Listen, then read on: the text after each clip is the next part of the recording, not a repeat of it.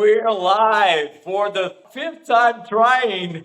The camera won't give us a break, but it's the Frugal Health Podcast, and I'm thrilled to be with you guys here, and also to be with Chris Kendall. That I admire his work for the last 17 years that I've been doing a raw food diet. I've probably seen Chris like 15 years ago or 16 years, but I remember him back in the days, like skateboarding and already doing some uh, some culinary art, some creating some recipes. So I actually tasted Chris food 4 years ago at the Fruit Stock Festival, and I'm actually really thrilled to be interviewing him tonight.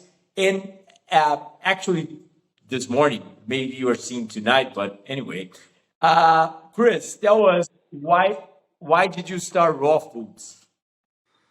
Wow, that's a great question.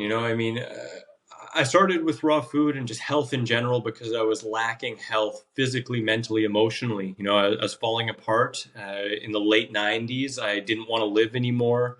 I'd been skateboarding my whole life and was trying to become a professional, but I was falling apart. My joints hurt. I was depressed. I didn't want to live. And I first found yoga, and that kind of woke me up to the reality that food has an impact, not only physically, but mentally, emotionally, and spiritually. So I knew I needed to find something, and I found a book called Fit for Life, which really is an awesome book. It sounds like I can tell that you've probably heard of it, probably seen it before. I know at one time it was the most translated, most printed book on nutrition in the world. There's over 50 languages, I think it's translated to. But anyways, it pointed in the direction of more and more raw foods. It outlined a plant-based, whole food, high carbohydrate approach to living, holistic living with exercise and all that stuff. But it really showed the importance of fruit, like fruit being a really central figure, and, enjoying it on an empty stomach so you have good digestion. So in 99, I started eating fruit for breakfast, and I can say I probably had like 5 cooked breakfasts since 1999.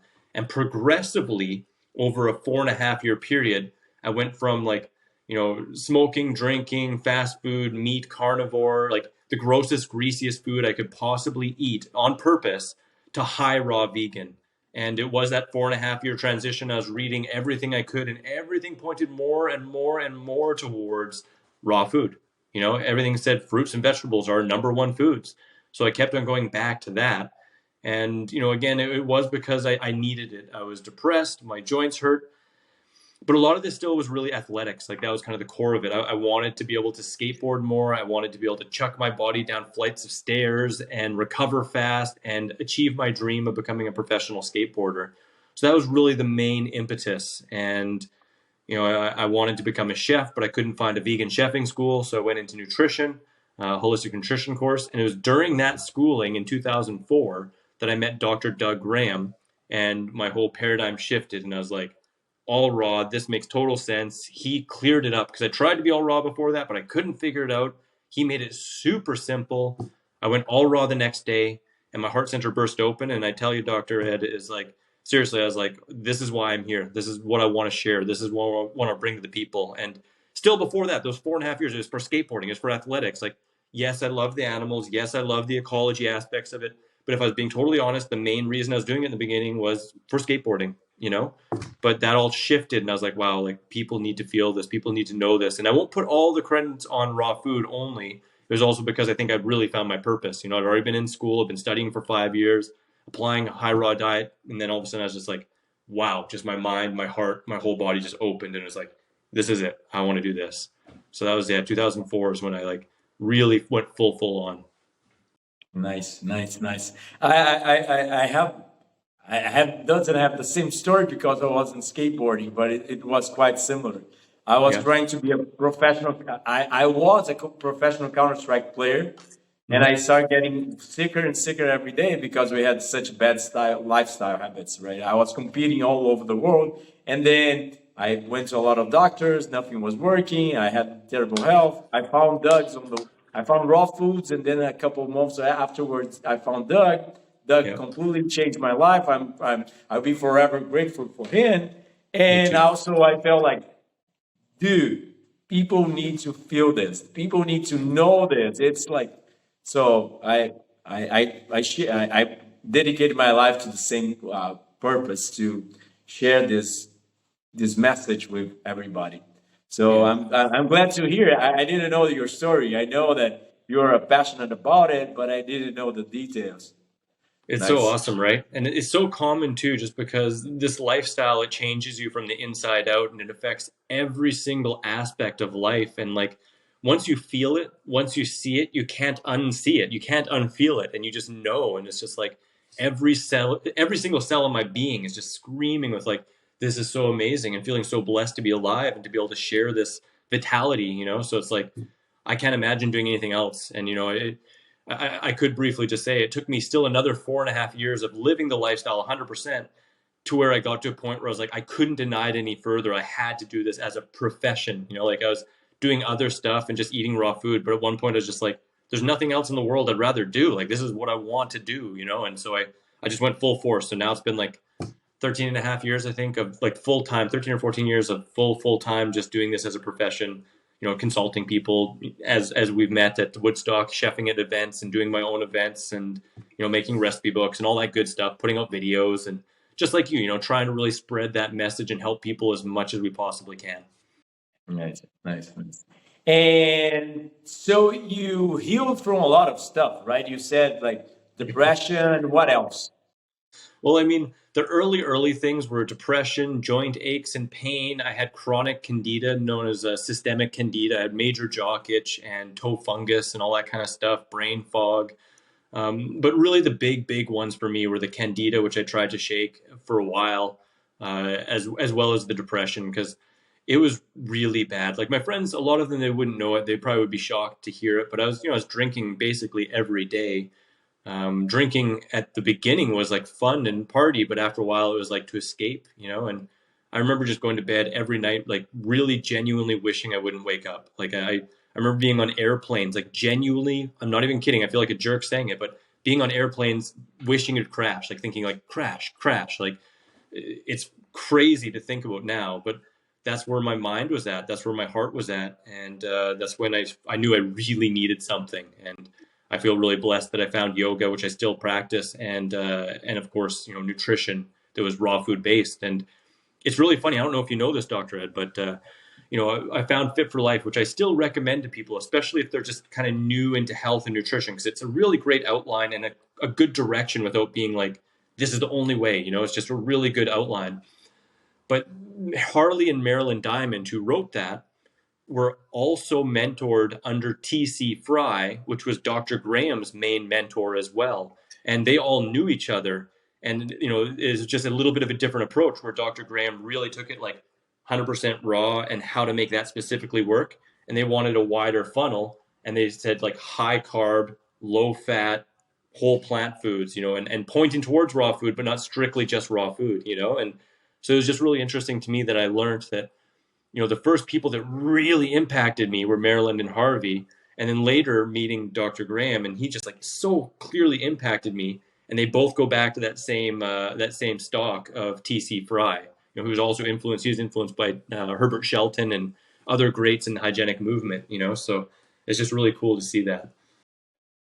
Yeah, Doug back then pointed me to Herbert Shelton, T.C. Yeah. Fry. I read 10 of Shelton's books, right? I had read it a lot. So tell me, before we start then, what are your favorite fruits?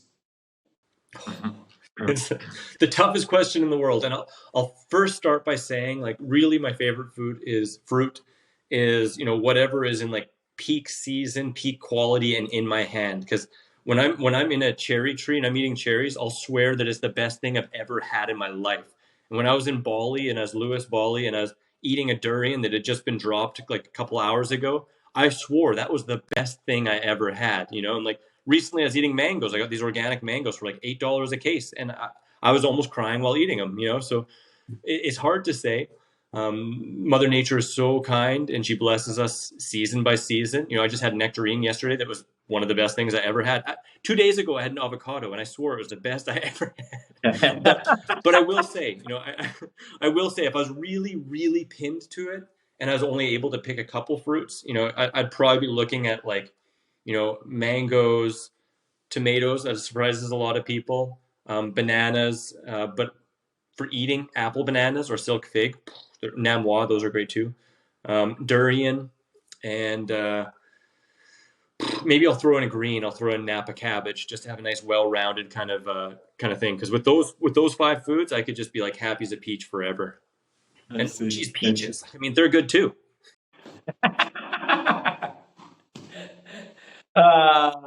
Nice. For me, I cannot forget the green figs from Portugal, Algarve. They call honey drops over there, right? Pingos de mel. It's like, oh my God. It tastes like bacon. I don't know, bacon something. Those figs in Woodstock Fruit Festival were really good. Those green figs. I don't know if you remember. I went to the kitchen all the time to get the ripest ones that you guys were throwing away. I got like boxes of it every day to eat it.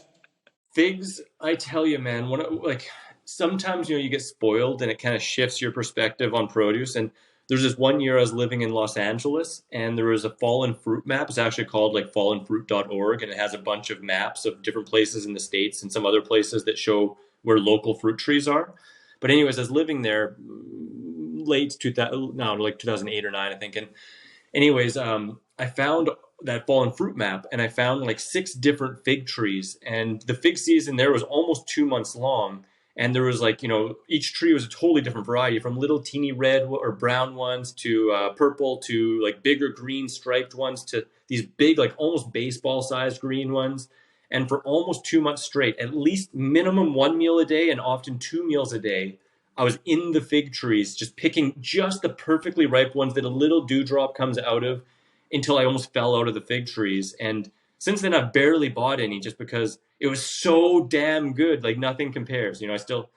Fig season's just coming on here right now, and I'm going to definitely be getting some cases, but nothing beats being in the trees and eating until you can't move, and it's so good. Unfortunately, we don't have figs here in Brazil. Like really, really good figs. You just can find really in the south of Brazil, because where I am in Rio de Janeiro, the figs don't come that good. And I already tried to grow that, but I give up. I focus on the sapores and other stuff because figs are not growing here. We have perfect persimmons and other stuff. But so tell me then, what was the most impressive stuff have you seen being healing on a raw food diet? Like in clients, in friends, or like what was the most impressive results have you ever seen? It is really astounding. Almost any condition you can conceive of or you've heard of, I've heard of being reversed, and like I'm talking like stage 4 brain cancers and breast cancers and, diabetes and, MS, of course, depression, eating disorders. Raw food isn't a cure-all. You need some guidance, and some conditions don't respond as well. But I've seen pretty much almost anything you can think of. And as you kind of alluded to yourself, for myself, there's the depression and all those things. But with my athleticism also, like I've fractured my back, and I got hit by a truck when I was driving my motorcycle, and like almost died, and broken my wrist and my ribs, and recovered faster than my PTs have seen. My chiropractor is always completely amazed and says I heal better than he's ever seen. So it doesn't matter if it's athletics from training or injury or chronic ailments that are killing the largest amount of people in the world today. I've seen all of it reversed and or healed in shorter time with better results with raw food in these last near 20 years. Nice. I think we need to always document this, because we have seen a lot of stuff, but people don't understand, right? They try to find a cure for their diseases and things like that, or they don't think that there is. And for sure, there is no scientific papers for every kind of condition with raw foods. But we know it works. It maybe not work 100%, but it's the best you can get after being so damaged. But So it's good to hear that. Uh, so tell me more. Did you have any experience with fasting, for example? Yeah, absolutely. Actually, even before I got into an all raw diet, I was interested in fasting and started doing smaller fasts by myself, from 24 hours to 3 days to 5 days to 7 days. And I did a handful of each of those. Really, that was in the early 2000s, even before I went all raw.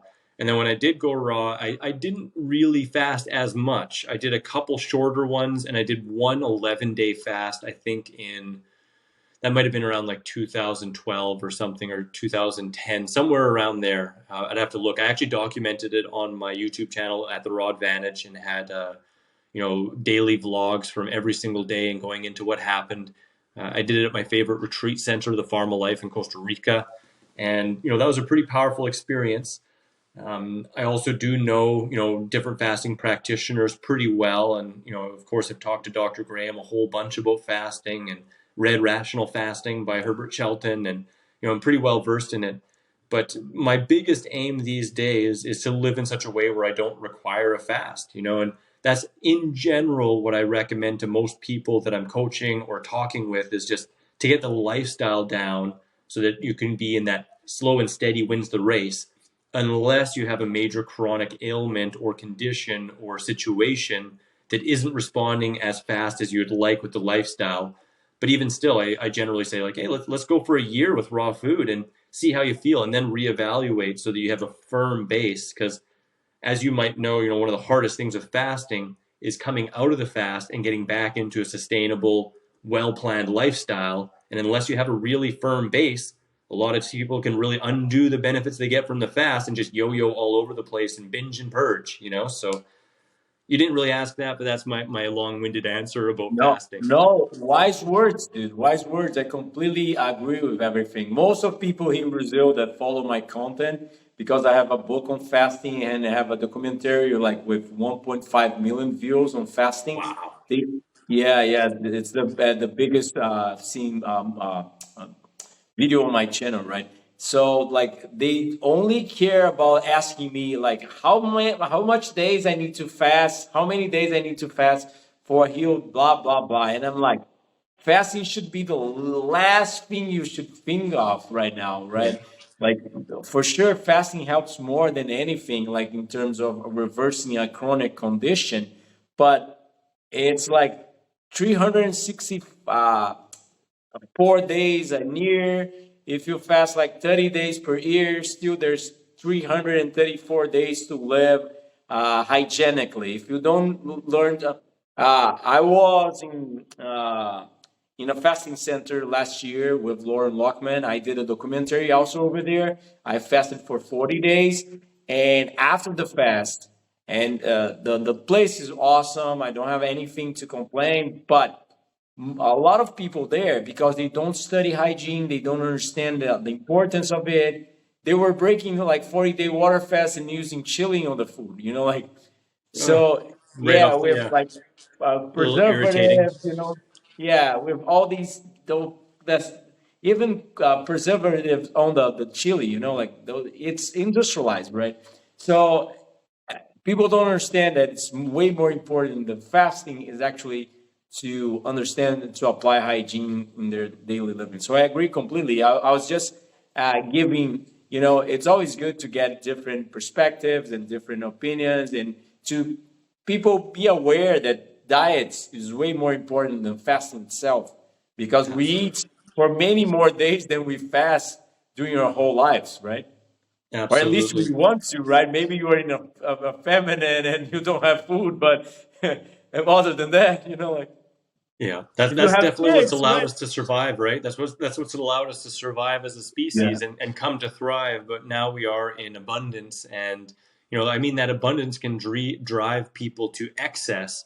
But the beautiful thing about a well-planned raw food diet is it's really, really actually hard to be in excess. You can be in complete abundance and enjoy all you want, and still be creating the conditions for your body to totally thrive. And I mentioned that adage, like slow and steady wins the race. And I just find that generally to be the most smooth route for most people to just learn to really apply the lifestyle and to see it as a lifestyle with raw food just as one component, but also fitness and good sleep and emotional poise and friendships and community and, you know, a loving attitude towards self and others. All those things are just as important. But unless you get that lifestyle aspect down, that's where people start getting in the yo-yos, you know, this go to the extreme of this and extreme of that and find themselves all over the place and getting lackluster results. Exactly, exactly. It's quite good. It's funny because I'm really good friends with Anna and Rennie. You know them, Yeah, right? yeah. Yeah, they're great. Yeah, Yeah, yeah. absolutely. And it's funny how, like, in the end, after many years of living this lifestyle, we end up seeing similar things than our peers, right? Because we start to understand the world as it is. It's like taking out like a fogs or like a, yeah, like a brain fog that actually helps you to see. So we share really similar perspectives, although we have different, you know, zodiac Little signs, things. different yeah, Yeah. mentalities and things like that. It's beautiful to see, dude. Uh, so because I live with a lot of raw fooders, right? But not long term raw fooders like frequently. So that makes I think it makes a lot of difference. So Absolutely. besides that, what else? Like, what's your daily diet for people to understand? Well, you know, first, I always like to lead with the caveat here that the way I eat now isn't necessarily the same way I ate in the first year, 2 years, 3 years, 4 years, 5 years. And that doesn't mean that what I eat has changed a lot, but how much I eat and the frequency of how much I eat has changed. You know, so for example, you know, today I had I think it was about like a 17 banana smoothie with some barley grass juice powder for lunch, you know, and like I didn't eat until like 1 in the afternoon. I didn't wake up admittedly until about 9:30. I slept in a little bit today, but I slept in, did some work. I worked out at the gym, came back, and then I had like a big banana smoothie, almost 2 liters, you know. When I first started this diet, probably the first 7 years, I would have had at least 2 meals by the time I had that one meal, you know. I normally now eat like two, sometimes 3 meals a day. Whereas in the beginning, I was eating like 4 to 5 meals a day because my stomach capacity, my digestive capacity wasn't where it is now, you know? So I had that big smoothie with like 17, 18 bananas. And then for dinner, I'll likely have a couple nectarines, maybe a mango, and then I'm going to make a big Napa cabbage kind of slaw with a nice dressing, probably of mango tomato with a little bit of hemp seeds.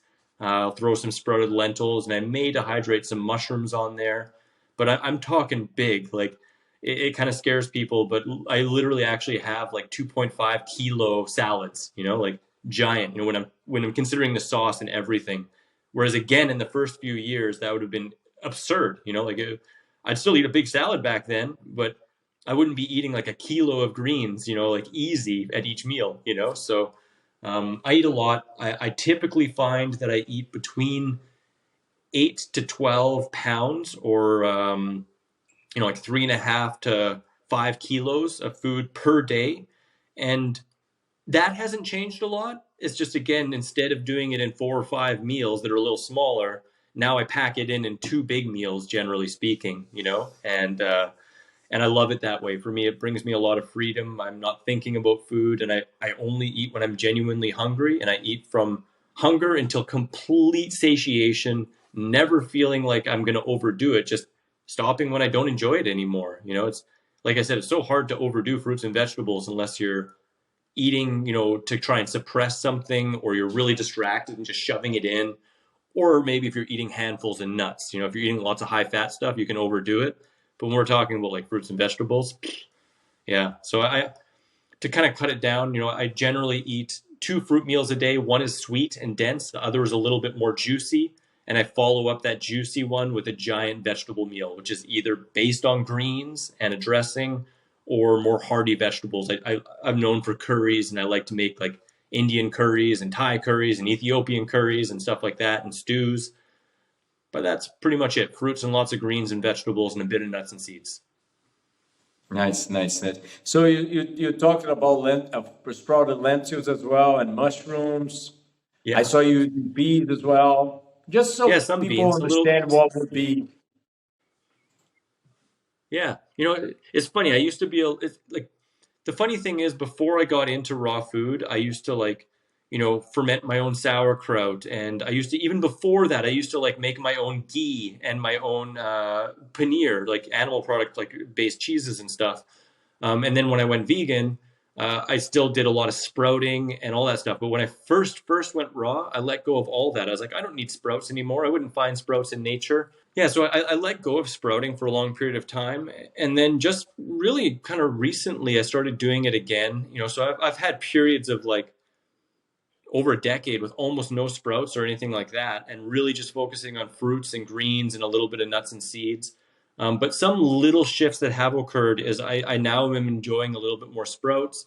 Probably for about like 6 or 7 years, I've been enjoying mushrooms more. In the beginning, I didn't eat much of them, but I really do like some mushrooms, especially partially dehydrated.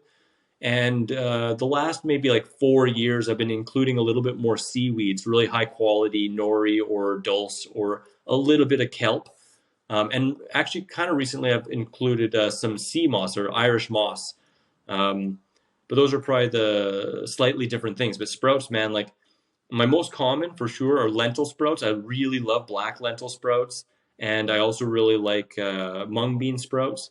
And I'll often put a handful in my salad. And then, of course, sometimes I'll go weeks, months, and years without them at all. But I like to experiment with them, and they're a really inexpensive, fun way to add in some extra textures and flavors and nutrient profiles. So I think they can be a really fun addition to the diet. Yeah, yeah, for sure. I feel the same as you in terms of like my diet changed a little bit. It's still pretty much the same, but I eat a lot less often, like 2 meals a day, but huge meals. I don't feel like snacking like I used before because of energy drops or things like that. Uh, I got more flexible, putting mushrooms as well. Sometimes a little bit more nuts and seeds because of back then I would go like 2 months without any whatsoever. I do some peas more frequently, or Yeah, even some lentils or chickpeas. yeah, That's mostly because of growth, right? I want to look a little bit bigger and a little bit yeah. heavier, and I know that a little bit more legumes from like sprouted legumes make you don't lose as much weight, right? Definitely So more dense amino acids, and it's higher in leucine and lysine. So certain amino acids that are a little bit lower. yeah, The funny thing is though, Dr. Ed, I haven't necessarily noticed a difference in my physique from including them. Because I've trained in different times of my life with and without, and the same thing with UPs I enjoy as well. I can't necessarily say I've noticed a difference in my physique or my ability to build muscle or hold weight, but I do feel a little bit more satiated, and I just genuinely really enjoy them. And you can't deny the science and the knowledge that there are more dense, amino acids in them. So I think, like you said, I think they're a fun addition, and also. If you want to get more protein, it's an easy way. It's definitely a hot topic. A lot of people worried about protein, and some people feeling you need to go to cooked foods or protein powders. And it's like add some sprouted lentils, or add some peas, or add some spirulina, or just add in another like half a pound of greens more often. Just like put a handful in every smoothie. People don't realize how dense in protein or amino acids greens are, right? Like we can easily up those with raw plants, and then we get the myriad of other nutritional benefits from adding in more raw plants, right? for sure. I agree completely, Chris. It's my like I don't see that much change in my body, but I get a little bit more rips, right? I get a little bit more development, but I don't see muscle growth yeah, because it's different. When I was omnivore lifting and eating meat and rice and beans, I would grow muscle really, really fast. But you also are dying faster, right? That's not good. So I'm not worried about it. But yeah, for sure, eating with only fruits and vegetables, even doing really low fat, I used to look skinnier. Even For though you sure. could eat a lot more calories, you gain a little bit of body fat, and not like body composition is looking a little bit more stronger. But it's a detail, right? It's just a static detail, and maybe a little bit of balancing a little bit the diet, because when you stay only on fruits and vegetables, people tend to overdo fruits, not to eat as many vegetables as they should. So they ended up getting maybe sometimes a little bit less protein than they needed. I already felt like weak after doing for too long without nuts and seeds and just like eating just lettuce. I wasn't feeling like, after 2 years, I felt like a little bit weak to exercise. And then I included some broccoli and some sprouts, and then come back everything like normal. So that's pretty good to hear, like your experience on that. Yeah, I And find the same. If I could mention one thing on that, just to continue on that thought, because I've seen a lot of people think, like, well, if low fat is good, then no fat is better. And like, sure, there are certain conditions, maybe candida or, temporary blood sugar issues, where it can be really beneficial to reduce and eliminate fat for a period of time. But, fats have an incredibly important role in our body. And sure, if you're eating really high quality tropical fruits like mangoes, they have more omegas in them. You can get enough fat from all those, but it makes it a lot harder to get enough calories or to get a surplus if we really want to put on muscle and put on size. And whether we're talking about adding a little bit more fat, or whether we're talking about adding in things like peas or sprouted lentils, which are actually pretty high calorie per gram compared to regular vegetables, it makes it so much easier to get more calories in and actually get that bulking, and like, after my motorcycle accident a few years ago, when I was really trying to bulk, I was eating my face off. I was working out really hard, like often 6 hours a day in the gym, 5 days a week for rehab after the accident. And man, I was eating as if every single meal was my last meal, like eating like my face off, and not forcing it, not hating the food, but just like eating my face off. And often that's what it takes with a raw food diet if you really want to put on a lot of weight, or focus on more of the higher calorie density sweet foods and plant foods and a little bit more fat. But totally agree with you. yeah, people get too much caught in the details and think the diet is just fruits and vegetables, and we would never eat anything else than fruits and vegetables. And I think that's a huge mistake. Like, I love mushrooms, for example. Now Yeah. I have been enjoying seaweed, for example. Yeah. I think you guys call dulse, but here we Yeah. call wakame. It's really, really tasty, like, Yeah. and it's, you have to be flexible, even more in those cases. For example, the woman that did just died and got like viral the stuff. Like, if it's not working, and it's clearly not working, if you're losing, if you lose weight, that's okay.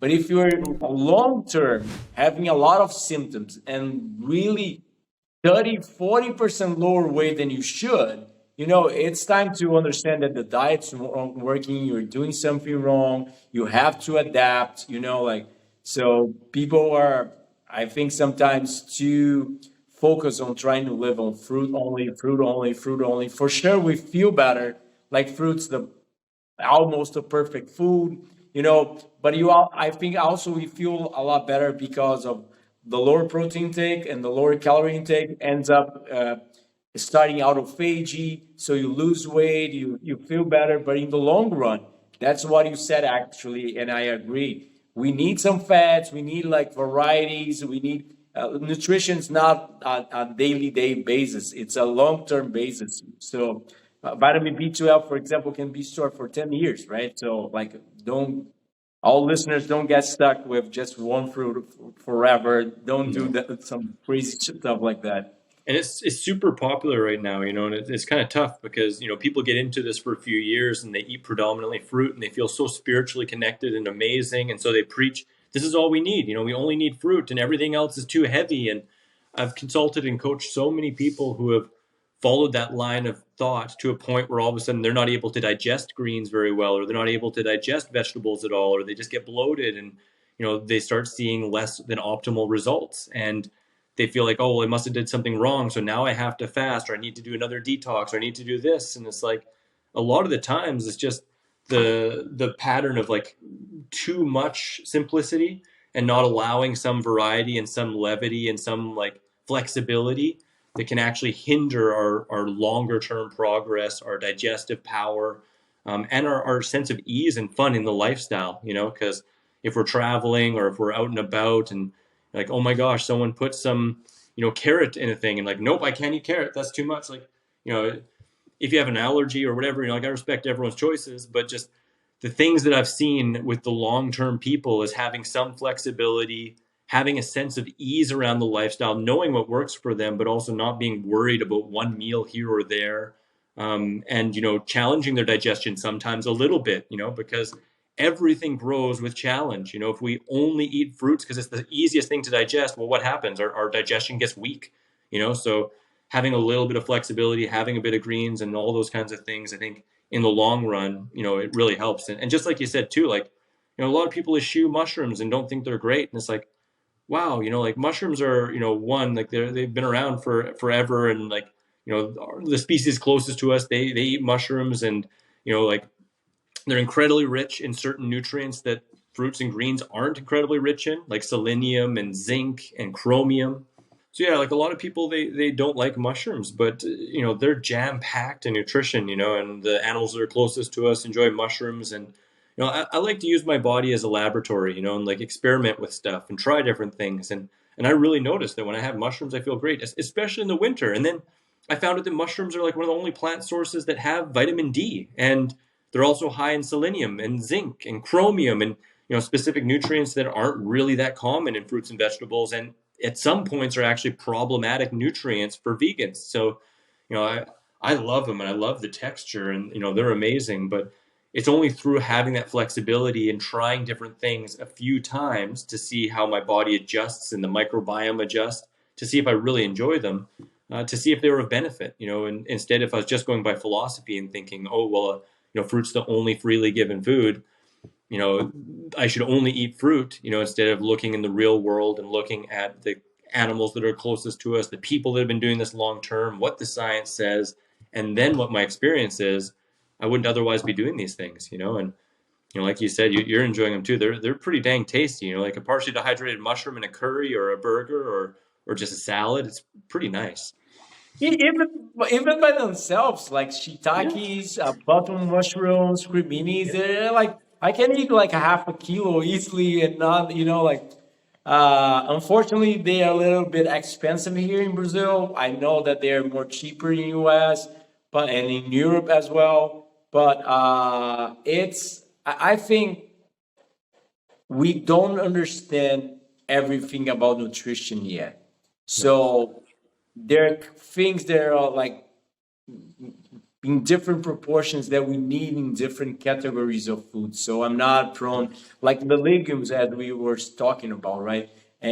And all the long-lived society eat legumes, and Yeah. also like not just that, but I feel that like for example, grains or tubers are a no-go for me. But Mm. legumes, being a Mm. frugivore, even more if they're fresh out of the pods, Mm-hmm. it's easy to digest, right? When it's Yeah. sprouted, it's a little bit heavier, but still, I can enjoy them a little bit. And for sure, it's just a little bit. It's just like a small amount. It's not like I'm going to eat like fruit for 2 kilos of that. But Yeah.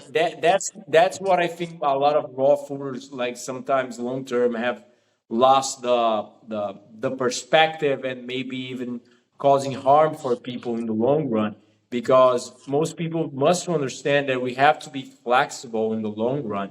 And 1 month, maybe 1 year, it's no big deal. But if you're talking long run, you have to, like be flexible to taste a little bit of other foods in the and also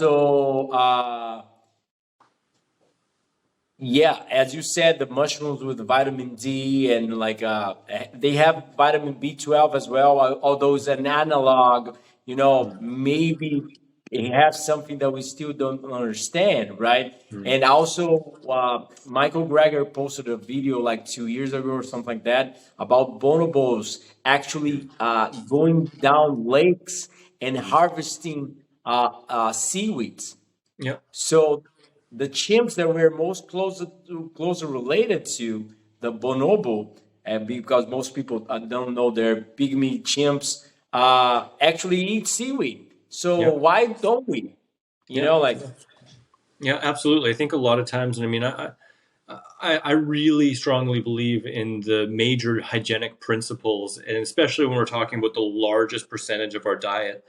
But sometimes people, I think they get so black and white, and I love the saying, only a Sith talks in absolutes, and it's like, it's from Star Wars, but, like Again. only this and every this and like no that and like, life really isn't, it's not really like that, and I mean, again, yeah, like kind of like you said too, like most of the people who are thriving doing this long term have a little bit of flexibility. They test a couple little things out. Yeah, like, and they consider, like the bonobos and the other animals, like they don't just eat fruit. Sure, if they find a fruiting tree, they'll eat that until it's gone. Like fruit predominates their diet every time if that's available, if it's available.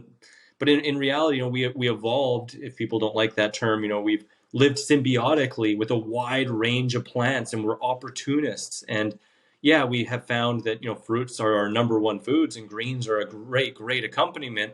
But along that, like, they're eating many different little things. And like you said, we don't know, like nutrition is a soft science. And there are a lot of things that, just little bits here and there can add a huge variety to our microbiome or to the micro minerals and nutrients and other weird compounds we've never discovered yet. And I like to play with that. And I think just even too, from a culinary perspective, like, I love using good quality nori and wrapping my salads in it and having a big burrito. And I feel more enjoyable and more satiated. And also knowing in the back of my mind that, hey, yeah, this is rich in iodine, which I'm not really getting in a lot of my other food. And I've seen people run into some issues with iodine or with zinc or with other things. So having that variety and not being afraid to try things out and see if your body resonates. Because, I've been studying nutrition now for almost 25 years, 23 years, right? And before I ate food for nutrition, like I was like, when I first got into it, I'm like, well, I should eat that because of this nutrient. And I got to have that because of this nutrient. Well, now I've tried so many damn things. I don't even care about nutrition. I just eat the whole foods that I genuinely love, that I just like, my body sings when I eat them. And I trust my body's intelligence more than my brain or some doctor's brain, no disrespect to any doctors, right? But just like, I trust my body as a lab since I've had this long experience and I know what feels the best in my body. And I'm not afraid to try new things. Like I was introduced to Shilajit, and so this company was like, hey, like we want you to promote it, like try it out. And I'm like, I've never tried it, so I'll try some, but I no guarantee I'll promote it. I tried it and admittedly I haven't noticed anything. I'm not going to promote it because I tried it for like a couple weeks. I don't notice any difference. Whereas when I tried barley grass juice powder, I noticed a difference. I loved it. And it was the only product I ever put on my website because I noticed a big difference, right? But I now only eat foods I just love and like to share the things that I love that I find benefit from. And that same message that you kind of said of having some flexibility, some sense of experiential knowledge, and, like just having fun with this lifestyle and not making it about dogma and like, it must be like this and know nothing outside that. Like, to me, that's a little bit less free. And while it can be incredibly helpful if you are coming at it from a place of love and just enjoyment, sure. But if you're coming from a place of like guilt or shame or right and wrong, better or worse, that's where we can end up actually having some challenges physically, mentally, and even emotionally from that. I agree completely. I made that mistake. That's why one of the reasons that I felt like it was good to talk about it, and we keep going on that subject, because I made the mistake. I was really strict as I am with my lifestyle because I like the best results. Yep. So after 12 years of being a raw vegan without supplementing B12, I went B12 deficiency, B12 deficient, because you feel so great, right? Like, okay, my B12 is going down, but I don't feel any symptoms. Why I should care about it? And I started like having major symptoms. And after I corrected the B12 deficient, I became more flexible. I was like, I have a friend, a really good friend that she lives in the US, but she's a Brazilian. She never supplemented B12. She does spirulina, chlorella, and I trust her. I'm pretty sure I can trust her that she doesn't do anything else by my back. And she also do a little bit of nutritional yeast every day. She does those three things. She's been vegan for 17 years. Her B12 like over the roof, like a 900, and she never had a B12 deficiency. So although it's an analog, and we as health professionals are not able to recommend to our patients to only supplement B12 with the cyanocobalamin that comes in nutritional yeast, although we are not supposed to recommend that, she's doing okay. So, Yeah. for example, Doug suggested that he supplemented B12 only once in his life, and he's doing okay. So there's things that we maybe not know, microbiota playing a role. So we have to adapt to at each kind of situation, and also to be flexible, because that's the thing. Nowadays, I enjoy my seaweed when I eat it. I Yeah, enjoy sure. some mushrooms when I eat it, right? Yeah. So Yeah. I enjoy some fresh peas when I eat it, for Yeah. sure. Durian, figs, there's nothing in the world that will taste like that.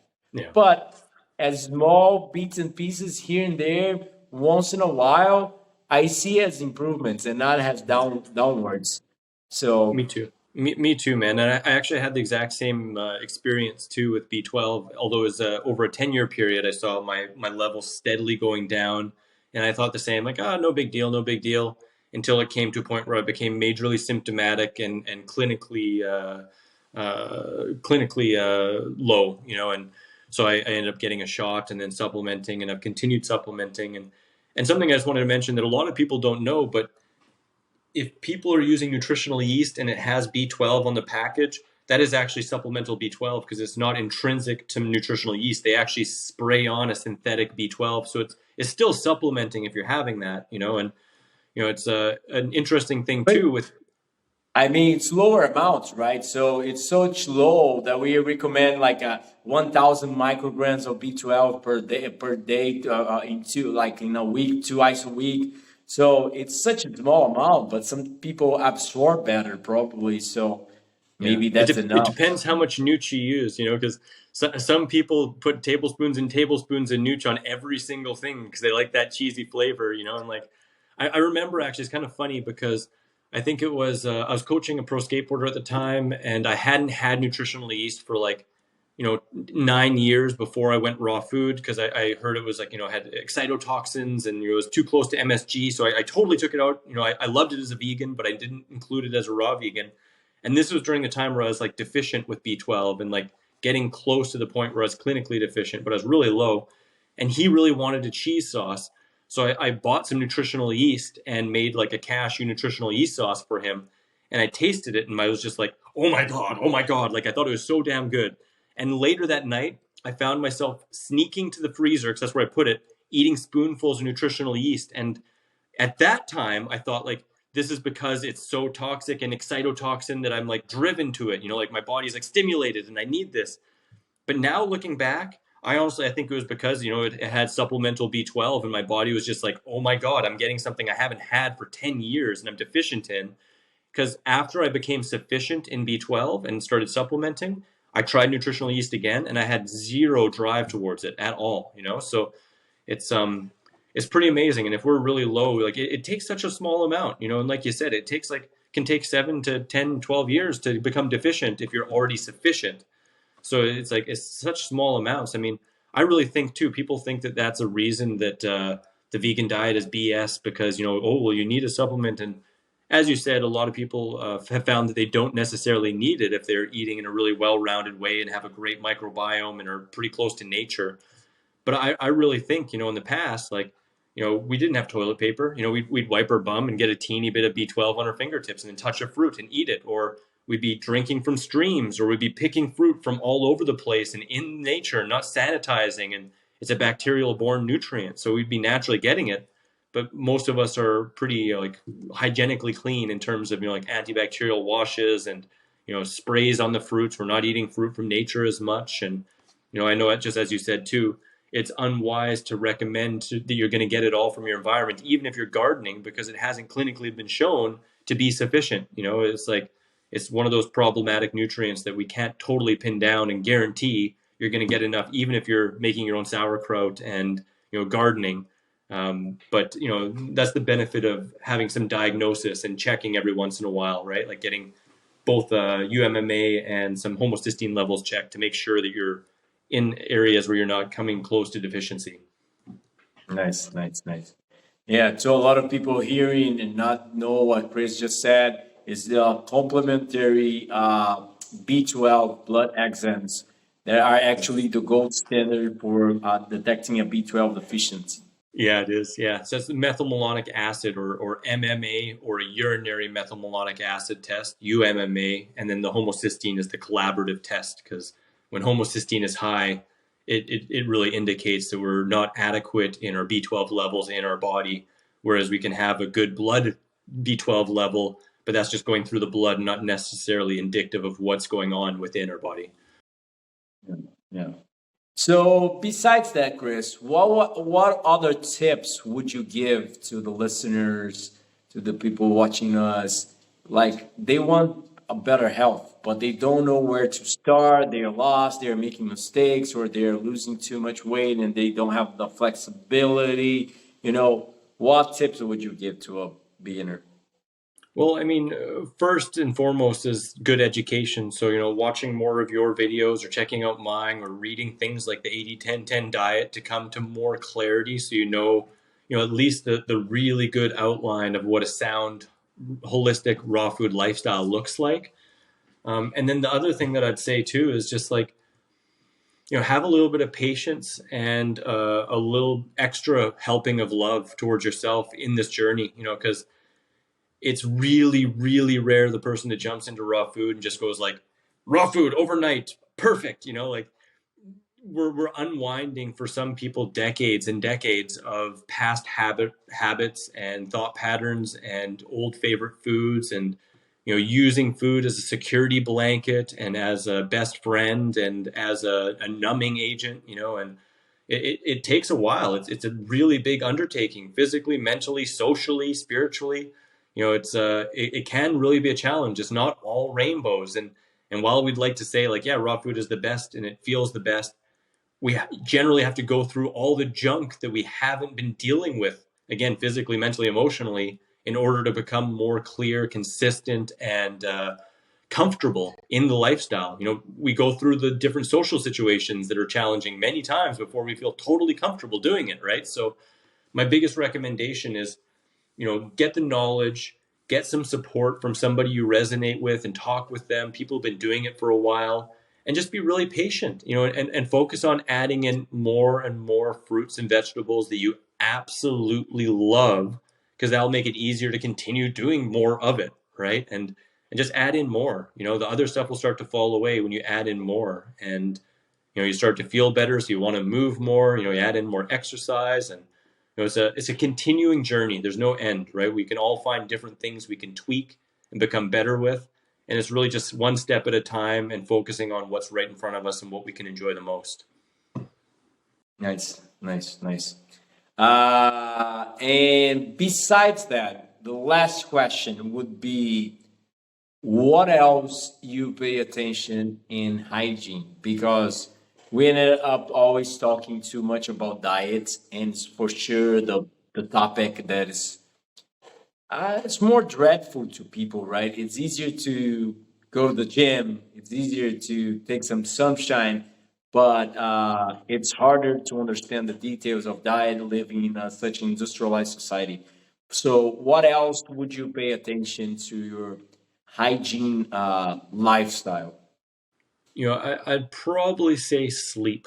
Like sleep is so underrated, and in today's environment and like kind of social media driven kind of life, so many people are just focused on more. Like I gotta put out more, I gotta do more, I gotta like do the most anyone's ever done. And it's like, to what extent? Like if we're sleeping 6 hours a night, we're burning ourselves out, and we're not able to be the brightest light we possibly can be. And I see sleep as just as important as a good diet or as my exercise or anything like that. And I've heard Doug say before, if you wake up and you'd rather roll over than roll out of bed, roll over. Get more sleep if you can. Especially if you're working out, and especially if you want to be super sharp and clear headed and you're doing some important stuff, right? So I really make sleep a high priority. I'll admit I don't always go to bed at the time that I'd like to, but then I sleep in if I need to. And if I miss a day or two of sleep, well, I'm able to handle it, because for the absolute most part of my life, I get a lot of sleep. So I'd say sleep is probably one that I like to put attention to, and I think a lot of people could benefit from putting a little more attention to as well. Nice, nice. I always say that as well nowadays. After getting to know a little bit more of Matthew Walker and Sachin Panda's work, being exposed to chrononutrition and chronobiology, the new data coming out, I uh, I kept trying new things for the last 5 years, and it really improved my health. Like Yeah. watching out blue lights at night. I stay. I don't know if you know it. Actually, I live close to Rio, Mhm. like a small city, but it's like a farm inside the city. I have like 350 fruit trees, So so awesome. there's not too much lights around when it's nights, so it's so much easier to sleep and to our brains to understand that it's actually night. So it sleeps so much better in here. But I also paid attention when the sun goes down. I stay in the dark only with my cell phone and my laptop. So I don't turn on what we call circadian lightning. Yeah. So your brain understands the time of the night, the day, and chronosynchronize.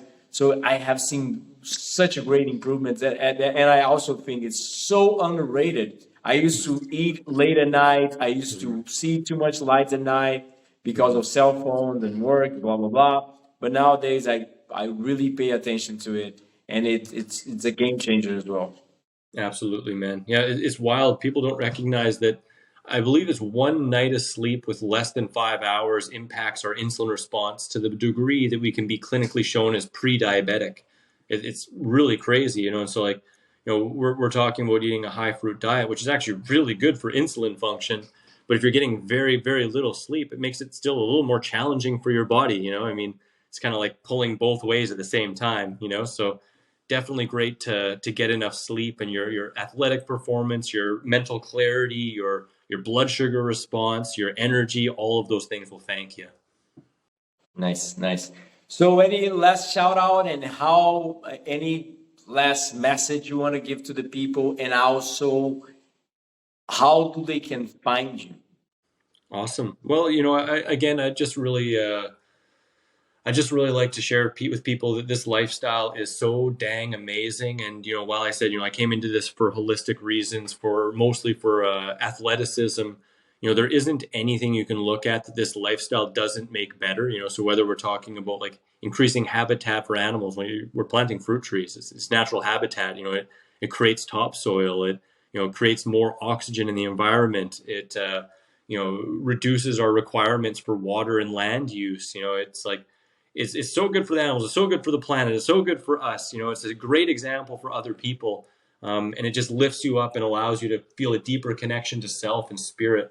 To me, it's just the most no-brainer, amazing choice that we can make. And everyone that makes this choice just shines that light out to others that it's a viable choice, right? So I just impress upon everyone to continue learning, continue experimenting, have fun with it, have some flexibility, and enjoy adding in more fresh fruits and vegetables and vibrancy into your life. As to where you can find me, you can find everything at The Raw Advantage. That's just THERAW advantage.com. That's my hub. I think I got like 130 plus free recipe blog posts on there, and all my books, and like 500 other videos and interviews, and loads and loads of information. I got yoga classes that are free on there, and you can check all that stuff out. But that's just The Raw Advantage, and it has all my social profile links on there. I'm the same everywhere: The Raw Advantage, Instagram, YouTube, Facebook, blah blah blah blah blah, everywhere. TikTok, Twitter, or Yeah, X.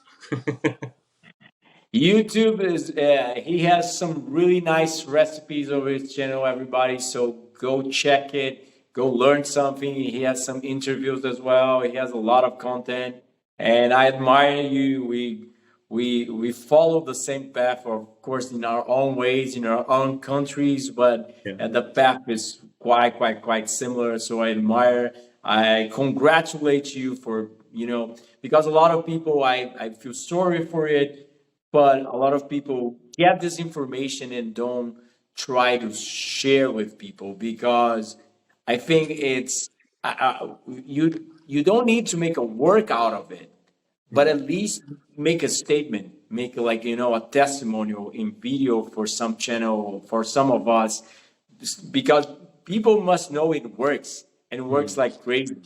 So people must know other results so they can get motivated to do it.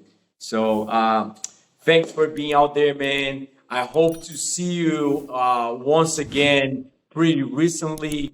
I run retreats over my place, and it's the here is really amazing. But I expect, actually, I can show the place while we're recording because Heck yeah. I don't need a video, right?